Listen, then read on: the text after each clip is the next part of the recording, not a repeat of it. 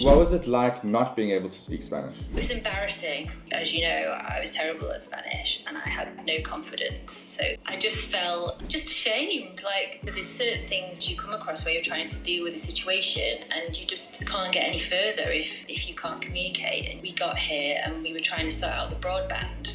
Well, they don't speak any English. It took us 6 weeks to sort that one out with our lack of Spanish. You tried before to learn. How many times did you try? Over the years, I've tried I think I probably tried 5 different times. So we probably did a little bit at school. I had a classroom-based course when I was a bit older, 2 of those.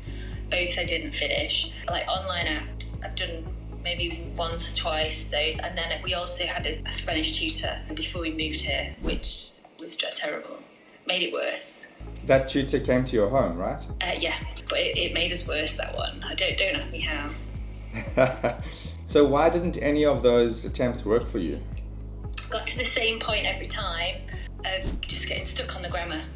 So basic vocabulary, simple introductions and things like that, they would go in and you'd start to get more confident, and as soon as you got to the grammar, for me, I just got completely overwhelmed trying to string the sentences together, how I'm changing the verb endings, and what tenses am I in, and it just got too hard, and I just got so confused that I just always felt like I got stuck there, never got past it, and then gave up. It just became impossible, and that's obviously quite early on in the learning, traditionally. Yeah. So you don't really tend to progress. What made you want to take that step and try it? The main thing for me was that it was different to everything else, because I've tried lots of other ways, classrooms, tutors, apps, they've not worked. So what specifically interested me was the fact that it was different. You had a different technique and approach. It wasn't about sitting there, learning grammar, going through the traditional approaches. I like the sound of the most used words, most important verbs and things like that. And I think that's what made the difference. Actually, you give yourself that knowledge that you need to put a lot of sentences together. Did you think that you would be able to learn Spanish? No, when you told me you're going to speak a conversation in like 20 days, I thought you had some sort of miracle. It had to be a miracle to get that out of me. Obviously, you explained how this was going to be so much better than other traditional ways of learning. I was intrigued. You made it sound so easy. And actually, it was really. Were you concerned about trying out this method? I suppose embarrassed more than anything, of like, I've tried to learn Spanish so much and I'm so bad at it. Speaking to people, confidence has been my thing. So you said we're going to have lots of conversations, and that was the only bit that I was slightly nervous about, because as you know, I was terrible at Spanish and I had no confidence. So that was the only thing in my mind that I didn't like the idea of. And was it as bad as you thought with the embarrassment? Speaking? No, because what's nice is that obviously over the course of time you get to know everybody, and obviously we become friends, and obviously you don't laugh or you're quite good at how you make us think about it, and you bring the best out of us. Your approach is good. You don't feel embarrassed to say things. Everyone's really supportive. So, we're all trying to get better. I know obviously some people are better than others, but I didn't feel like that at all, no. So that was good. I actually found that people liked seeing that you or other people were embarrassed, because it made them feel relaxed, because they were embarrassed too. And as soon as they saw someone else was embarrassed or worried about speaking, it made them feel way more comfortable in the group. Yeah, it's true, because we're all in the same boat. It was like sort of like a bit of camaraderie. That was nice, actually, to have everyone there to support each other through it. Did you think after you started the course that you would get to a 10-minute conversation by 20 days? No, I didn't think so, honestly. Like I said to you, I was ashamed. Like I was so bad.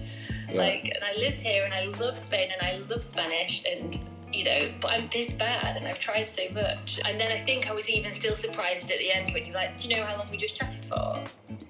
And I hadn't realised we were just having that conversation. I was more concentrating on my Spanish, and I hadn't realised how long we'd been speaking for. I think if I remember, on day 20, that conversation lasted at least 15 minutes, and then we had to stop talking.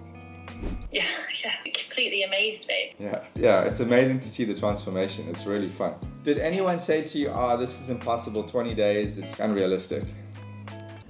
Yeah, Paul. Yeah.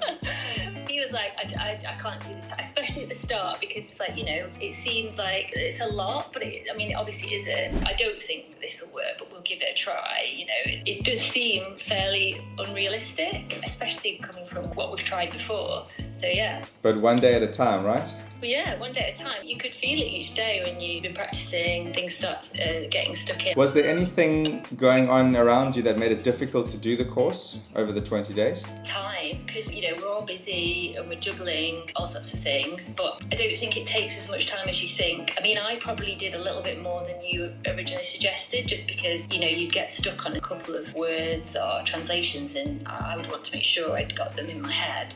So sometimes you might be sat there to do 10 minutes and I might have done 20.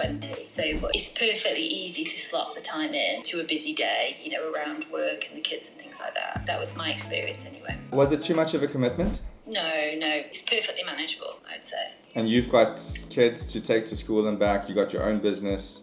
Yeah, Lots going on. full-time work, 2 kids who take up a lot of time, as you know, dog, all those things, husband. I still managed to do it. Well done. Because you can stop and start as you like throughout the day, right? You pull it out of your back pocket and you carry on. Yeah, so it's like, it's little things, it's just pinching those moments of like, oh, I'm at school, I've got 10 minutes before they come out, and I'll just pick up my phone and have a look, because you've always got your phone on you and it's like it's there. Or I sit and have my lunch and I've got 20 minutes while I'm eating my lunch to go through the learning for that day. It's super easy to fit in like that, yeah. How's your Spanish now? When my family were over just recently, they thought, oh, your Spanish has really come on. I was speaking, as I do now, like you told me to speak Spanish more often. They were saying how impressed they were, because I would never before have attempted to, or if I had, my Spanish would have been so bad. So clearly I've come a long way. And my mum said, oh, I'm really impressed with your Spanish. You can see you've been learning. So that's good, right? Especially from my mum, she's a tough cookie.